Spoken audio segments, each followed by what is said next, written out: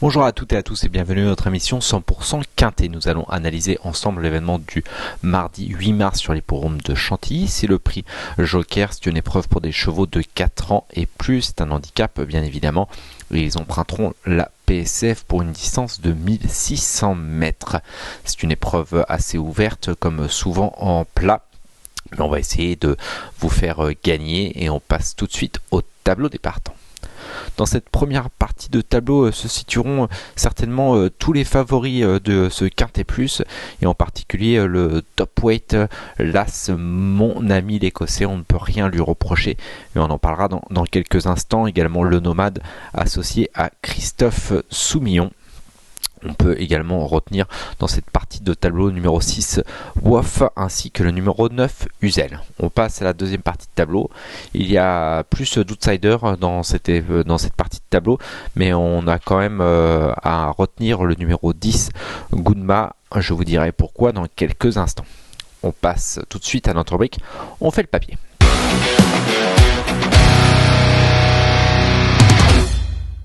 Dans cette épreuve, j'ai retenu 3 bases. J'ai essayé d'élargir un petit peu les jeux. Je vais vous dire pourquoi.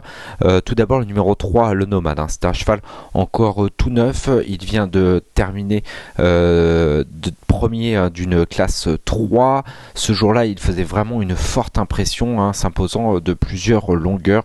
Je trouve qu'à ce poids, il détient une toute première chance. C'est probablement le cheval de classe du lot. En plus, c'est le duo Christophe Soumillon, Francis-Henri Graffard. Les deux sont en pleine forme, ils marchent sur l'eau. Franchement, je le vois bien gagner cette épreuve, même s'il a un petit manque d'expérience. J'ai retenu comme deuxième base le numéro 1, Mon Ami Écossais. C'est un modèle de régularité. Il n'est pas sorti des 5 premiers depuis août 2021. Il est sur son parcours, il est sur sa distance, il est dans sa catégorie.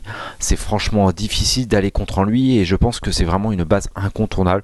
Il ne devrait pas décevoir, il ne déçoit jamais. Alors franchement, dans les 5 premiers, on est quasiment obligé de le retenir.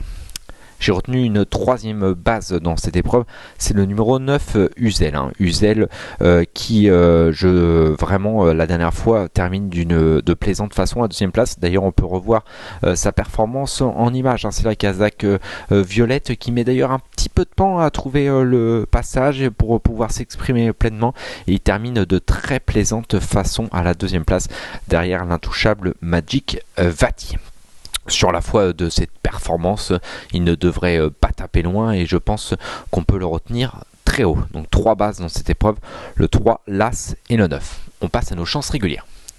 J'en ai retenu plusieurs dans cette course très ouverte. Tout d'abord le numéro 10 Gunma. On ne peut pas reprocher grand chose à ce pensionnaire du japonais Hiro Shimizu. C'est un cheval qui est en pleine forme. Alors oui, il a eu un petit peu de fraîcheur, mais il avait terminé sa saison de belle façon et bien débuté d'ailleurs celle-ci par 2 victoires avec son jeune jockey Bertrand Flandrin, d'ailleurs qui lui est associé aussi mardi. Résultat, il n'a pas pris beaucoup de poids, seulement 1 kg pour ces 2 victoires vu que ce n'était pas une formule handicap. Là il revient donc dans les handicaps à une valeur tout à fait correcte. À mon avis, je ne l'ai pas pris comme base parce qu'on ne sait jamais, mais en tout cas on doit le retenir assez haut. Ensuite le numéro 6 Woff. Woff il rentre et n'a encore jamais couru sur PSF. C'est le seul petit bémol. Autrement c'est un cheval certainement qui va faire une belle carrière. C'est un pensionnaire de Carlos Rafon Parias. On le sait, qui court généralement bien faire. Ce représentant de l'écurie Vertemer est également à retenir très haut. Ensuite, comme chance régulière, j'ai retenu le numéro 5, Heartbeat. On l'a déjà vu à son avantage dans cette catégorie. Certes, c'était sur plus court, mais bon, voilà, s'il ne manque pas de tenue, à mon avis, il peut tout à fait se placer. Il a en tout cas les moyens sur le papier. Ensuite, le numéro 7, It's All Dream. Sa forme est intacte. Il est à l'aise sur ce parcours. Je pense qu'il a déjà bien fait et c'est une chance tout à fait régulière pour les places. Sa forme est sûre, donc on peut lui faire confiance. Ensuite, le numéro 13, Agami Mam. Voilà, elle a été supplémentée. Hein, c'est une pensionnaire de Julien Carillon qui n'a pas ménagé ses efforts cet hiver. Elle a beaucoup couru. La dernière fois, elle a bien couru sur l'hippodrome de Cagnes-sur-Mer.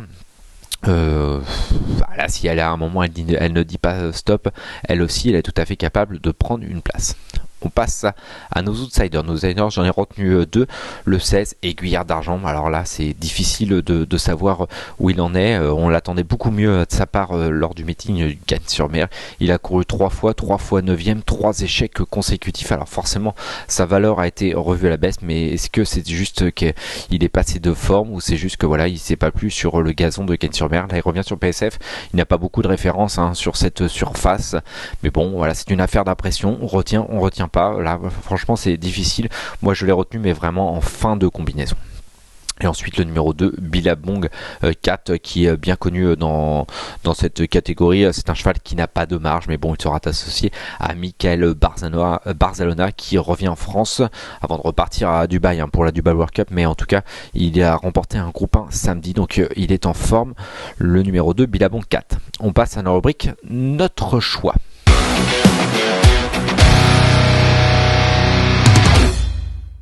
Notre choix, bon voilà, j'ai mis mes 3 bases aux 3 premières places. J'ai pas cherché beaucoup plus loin. Je pense qu'il ne devrait pas se décevoir. Donc, ce qui donne en chiffre le numéro 3, le Nomade, en tête de ma sélection. Ensuite, l'As, mon ami l'Écossais, la vraie bonne base de cette épreuve. Ensuite, le numéro 9, Uzel, qui a vraiment crevé l'écran lors de sa dernière sortie. Le numéro 10, ensuite, Goodma. Je me méfie beaucoup de ce pensionnaire d'Hiro Shimizu. Je pense qu'il a un quintet dans les jambes. Et ensuite le numéro 6, Wof, pareil, un peu le même profil que le numéro 10, c'est un poulain qui je pense en gagnera un. Est-ce que c'est dès mardi ou pas? L'avenir nous le dira. Donc ce qui donne en chiffre 3, 1, 9, 10 et 6. Voici mes 5 chevaux pour ce quintet plus. On passe tout de suite à notre conseil de jeu. J'ai décidé de m'intéresser à la 6e course du programme et j'ai retenu le numéro 6, Réponse Exacte. C'est une pouliche qui est en forme, comme le montrent ses 2 sorties cette année. Elle trouve des bonnes conditions de course dans ce handicap, distance, terrain, numéro à la corde, tout va bien et je pense que elle ne devrait pas taper loin et je pense qu'elle-même, elle va gagner. Il ne me reste plus qu'à vous remercier, vous souhaiter bon jeu et vous conseiller d'aller sur pariturf.com. Sur ce site, vous allez pouvoir faire le papier le plus facilement possible. Il y aura toutes les performances et les italiques. Merci à tous de nous avoir suivis. On se retrouve bientôt pour un nouveau numéro de 100% Quintet. Au revoir.